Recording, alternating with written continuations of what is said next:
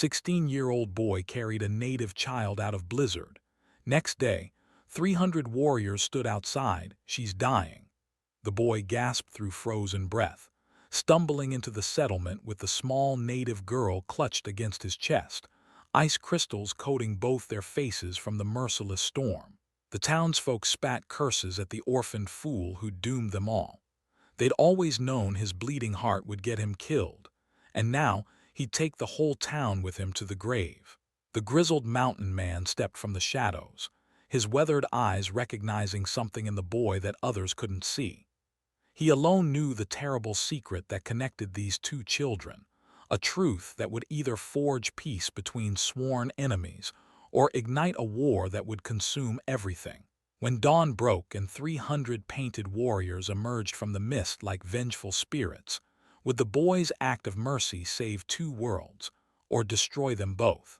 The bitter Montana wind cut through Eli Freeman's threadbare coat like a blade.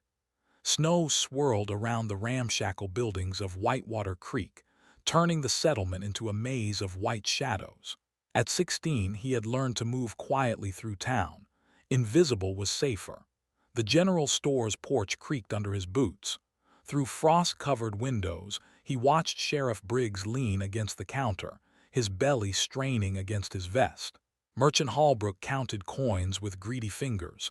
Neither man looked up when Eli pushed through the door. "Need work," Eli said simply. Briggs snorted. "Boy thinks he's worth paying." Holbrook's eyes stayed fixed on his money. "Got no use for charity cases." The door slammed behind Eli as he stepped back into the storm. The wind had grown vicious. His empty stomach cramped with hunger, but the trap lines beyond town offered his only chance at food. Most folks would call it suicide to venture out in weather like this. Most folks had somewhere warm to sleep tonight. Eli pulled his collar up and headed toward the wilderness. Behind him, yellow lamplight glowed in windows where families gathered around dinner tables.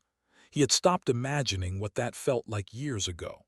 The abandoned cabin sat a mile from town, hidden among towering pines. Eli had discovered it months ago when looking for shelter. Tonight, it might save his life.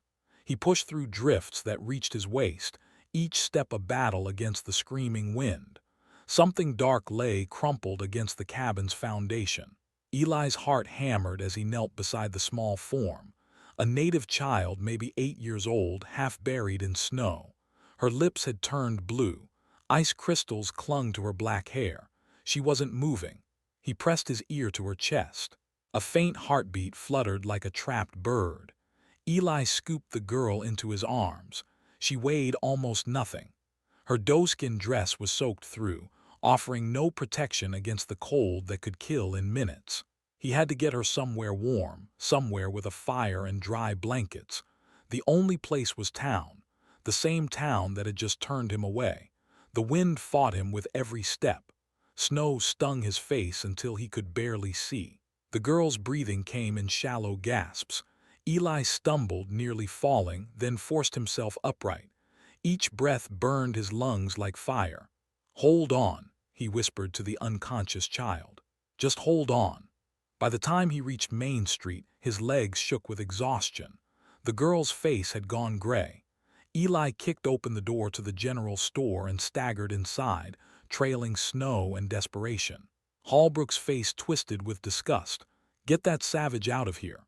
"She's dying," Eli gasped. Sheriff Briggs stepped forward, his hand resting on his gun belt. "You brought trouble right to our door, boy. That's their kind. Her people find out she's here, they'll come for blood. She's just a child that could get us all killed." Briggs's voice carried the weight of finality.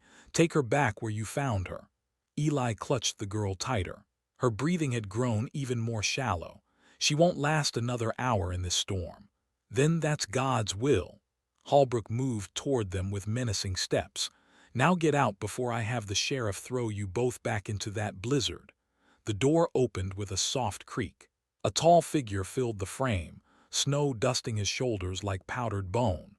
Silas Cooper stepped inside, his weathered face taking in the scene with sharp eyes. The mountain man rarely came to town, but when he did, even Briggs showed respect. Problem here? Silas asked quietly. Briggs straightened. Boy brought in one of them. Won't listen to reason about taking her back. Silas studied the girl in Eli's arms. Something flickered across his features. Recognition, maybe. Or surprise. Child's near frozen to death. Not our concern, Holbrook snapped. Everything in these mountains is my concern. Silas pulled a leather pouch from his coat and dropped it on the counter. Silver coins spilled across the wood. That should cover the doctor and whatever else she needs. Holbrook's greed won over his hatred. He snatched up the coins with eager fingers. Doc Henderson's 3 doors down, Silas told Eli. Tell him I sent you. Relief flooded through Eli's chest. The girl might have a chance after all. He headed for the door, then stopped when Silas caught his arm. You know what you've done, boy? The mountain man's voice carried a warning. Her people will come looking, and when they find out she's been here in this town with these folks. Silas didn't finish the thought. He didn't need to. They'll want answers. And depending on what they find, those answers might come with war paint and steel. If you are enjoying this story of how one desperate act of mercy could change 2 communities forever, don't forget to comment where you are tuning in from to show how this story can connect us across any distances, backgrounds, and hearts. Because what will happen in the next few hours in this frontier settlement will completely transform everything these people thought they knew about courage, family, and the price of doing what's right. Dawn painted the Montana sky blood red. Eli pressed his face against Doc Henderson's window and felt his heart stop. Warriors emerged from the morning mist like ghosts made flesh. They moved in perfect silence, surrounding every building, every escape route. 300 strong, mounted on painted horses, their faces marked for war. The child stirred on the examination table behind him. She had survived the night, her fever finally breaking just hours before sunrise. Now she might witness the destruction of the town that saved her. Sweet, merciful heaven, Doc Henderson whispered, his medical bag trembling in his hands. Boots thundered on the wooden sidewalks outside. Men shouted orders. Windows slammed shut as families barricaded themselves inside their homes. Sheriff Briggs burst through the door, his face purple with rage. This is your doing, boy. Briggs grabbed Eli by the shirt. You brought death to our doorstep. The largest warrior dismounted in the town square. His presence commanded absolute attention. Eagle feathers adorned his gray hair. Scars told stories of battles survived. His eyes swept across the settlement with the patience of a hunter who had tracked prey for days. Silas Cooper walked out of the general store with his hands visible but unafraid. The mountain man's boots echoed in the sudden silence. He stopped 10 paces from the warrior chief and spoke words in the Lakota tongue that flowed like water over stones. The chief responded in the same language. His voice carried the weight of mountains. He wants the child, Silas called back to the doctor's office. Says her name is Mara, she's his granddaughter. Eli's chest tightened. The girl had a name, a family, a grandfather who had led 300 men through a blizzard to find her. Briggs shoved Eli toward the door. Give her to them and maybe they'll let the rest of us live. Wait. Doc Henderson's voice cracked like old leather. There's something strange here, something I noticed during the examination.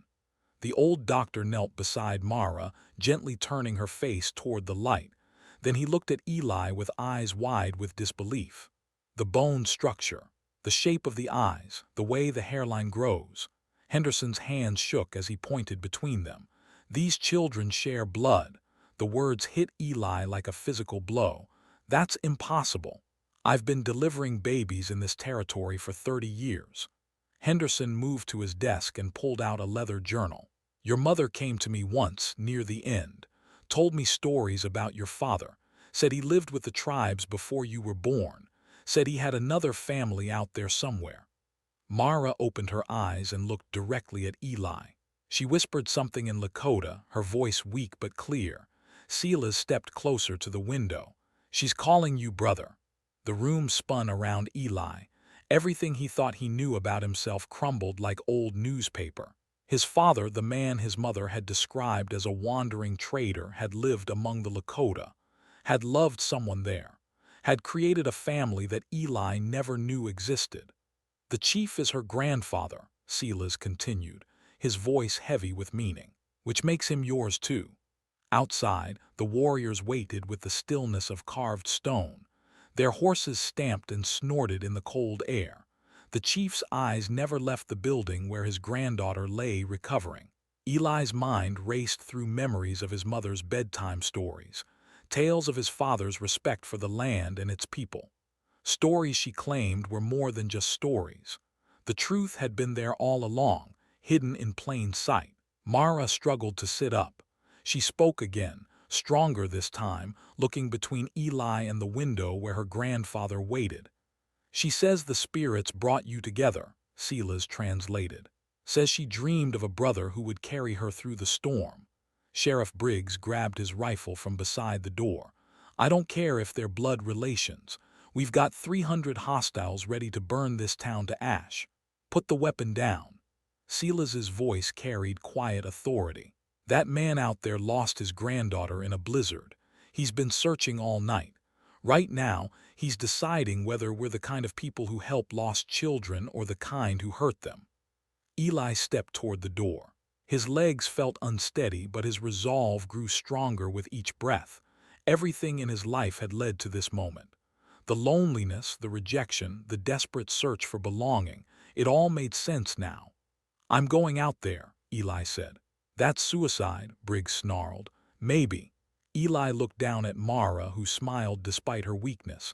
But she's my sister, and that's my grandfather. He has a right to know his family is safe. Silas moved to block the sheriff's rifle. The boy's got more sense than the rest of us. Sometimes the only way forward is through the truth. Eli lifted Mara gently in his arms. She was lighter than before, but her breathing was steady, strong.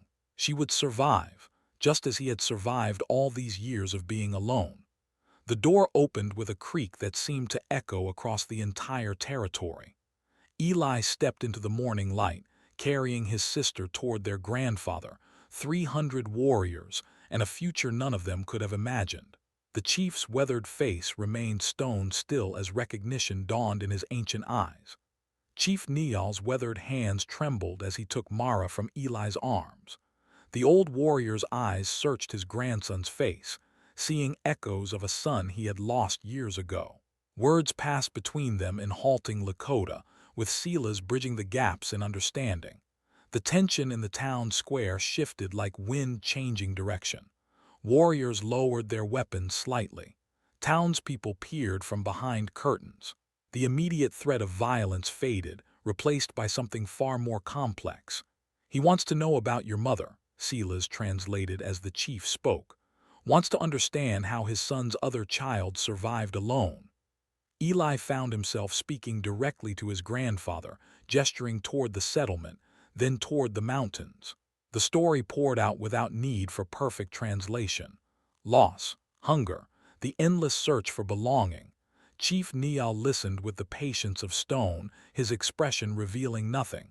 3 days passed in careful negotiation. A temporary camp formed outside town. Warriors traded small goods with curious settlers. Children watched each other from safe distances. The world held its breath. Eli spent his days learning. Chief Nial taught him words in Lakota, showed him how to read weather patterns in cloud formations, demonstrated the proper way to honor the spirits of hunted animals. Each lesson felt like recovering pieces of himself he never knew were missing. But something gnawed at the edges of this fragile piece. Mara had been found nearly dead from starvation, not just cold. Other tribal children showed signs of hunger. The warriors spoke in worried tones about empty food stores and broken promises. Silas pulled Eli aside on the 4th morning. We need to talk about why your sister was really out there. They walked to the abandoned cabin where Eli had found Mara. In daylight, other signs became clear. Small footprints in the snow, now frozen solid. Scraps of fabric caught on branches, evidence of a desperate search. She wasn't lost, Silas said quietly. She was hunting, looking for food that should have been delivered months ago. What do you mean? Silas knelt beside the cabin and brushed snow away from a pile of debris. Underneath lay fragments of wooden crates marked with government seals. The words Indian Agency Supplies were still visible on the splintered boards. Federal government sends food and blankets to the tribes every season, part of treaty agreements. Silas stood, his face grim. These crates should have reached Chief Nial's people before the first snow. Eli examined the broken wood. What happened to them? That's what I've been trying to figure out. Silas pulled a leather journal from his coat. I'm not just a mountain man, son. I work for the Federal Indian Agency. Been tracking missing shipments for 6 months. The revelation hit Eli like cold water. You're a government agent. Someone's been stealing supplies meant for the tribes, selling them for profit while people like your sister go hungry. Silas flipped through pages covered in careful notes. The thefts are reported as Indian raids, makes the paperwork clean. They walked back toward town, Eli's mind racing. Sheriff Briggs had mentioned Indian raids when the warriors first appeared. Holbrook always seemed to have extra goods to sell despite supply shortages. The pieces formed a picture that made Eli's stomach turn. You think someone in town is stealing from my grandfather's people? I know they are. Just need proof that will stand up in federal court. Silas stopped at the edge of Main Street, and I need someone the tribe trusts to help me get it. That evening, Eli sat with Chief Nial around a small fire outside the settlement. Mara had recovered enough to play with carved wooden animals. Her laughter carried across the camp like music. The chief spoke in careful English, words he had learned from missionaries decades ago. My people hungry. White man's promises empty like winter sky. What promises? Eli asked. Chief Nial gestured toward the mountains. Government man come. Say food, blankets, medicine coming every moon. We wait. Children grow thin. Still we wait. Mara looked up from her toys. In Lakota, she told her grandfather something that made his face darken like storm clouds. Silas leaned forward to listen. She says the supply wagons came through tribal land 3 times this winter, but they never stopped, just kept going toward town. Eli's hands clenched into fists. While his sister and her people faced starvation, someone was getting rich selling their food to other settlements. The crime was worse than simple theft. It was a betrayal that could have cost Mara her life. We need to check the town's storage buildings, Eli said. Silas nodded grimly. Tonight, while everyone's asleep. They moved through Whitewater Creek like shadows. The storage shed behind Holbrook's store was locked, but Silas made quick work of the simple mechanism. Inside, stacks of crates bore federal markings. Barrels of flour, salt pork, and dried corn filled the space. Enough food to feed Chief Nial's entire band through the winter. This should have been distributed months ago, Silas whispered, examining shipping manifests. Instead, Holbrook's been selling it piece by piece to other settlements. Footsteps crunched in the snow outside. Eli grabbed Silas's arm, pulling him behind a stack of flour barrels. Through gaps in the wooden slats, they watched Sheriff Briggs enter with a lantern. Federal marshals coming through next week, Briggs said to someone outside. We need to move the last of these supplies before he asks questions. Holbrook's voice drifted in from the darkness. What about the boy and that mountain man? They're getting too close to things that don't concern them.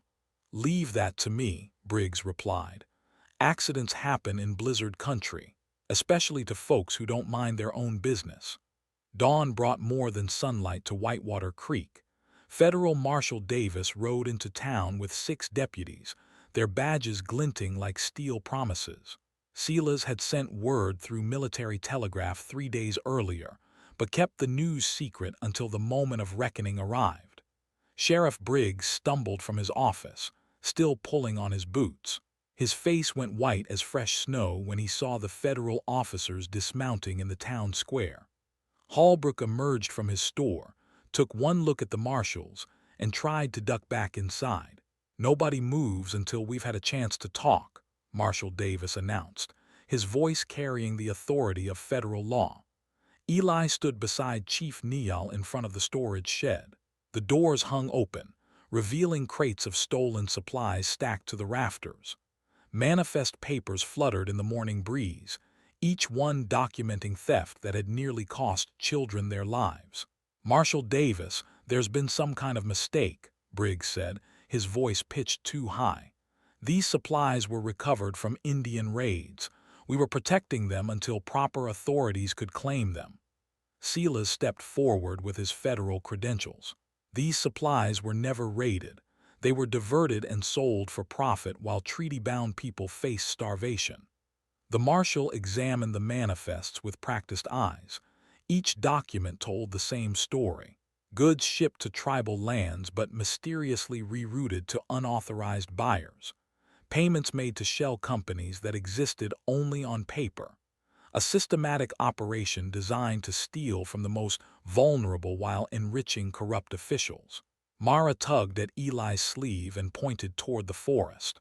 More figures emerged from the tree line, but these weren't warriors. Federal investigators had been watching the town for weeks, documenting every illegal transaction. The net had been closing long before anyone realized they were trapped inside it. "You have no right," Holbrook sputtered, backing against his store. "This is legal commerce. Those people don't understand the value of what they're given anyway." Chief Neal stepped forward. His English came slowly but with unmistakable dignity. "My granddaughter nearly died searching for food that was stolen from her people.